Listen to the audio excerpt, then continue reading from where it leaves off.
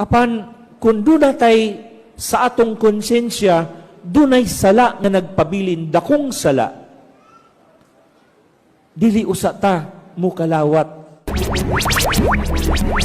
Bisan tuod og kita giagni nga mobalik ngadto sa Dios, mudawat sa sakramento, sa Eucharistia, mukalawat, apan kung dunay tay sa atong konsensya, dunay sala nga nagpabilin, dakong sala, dili usa ta mo kalawat.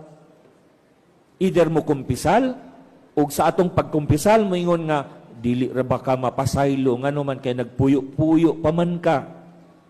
Pakasal usa sa simbahan, kay dunay babag sa imong kasing-kasing, sa imong konsensya. Ayaw pamugos.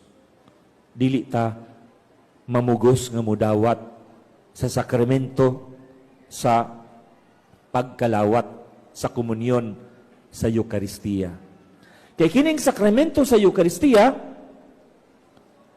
di man siya basta lang sa dinuot-duot nato, nakabot na simbahan, pagabot na to simbahan, pangalawat na, kalawat takit, total, pirpirti na tong dinuot-duot dinhi.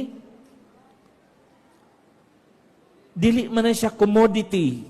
Di man siya kanang mapalit bitaw nato sa grocery nga kung makasuod lang ta, makakuha ta, makabayad ta, hala, ato dahil makuha. Ang Eucharistia, relasyon. Relasyon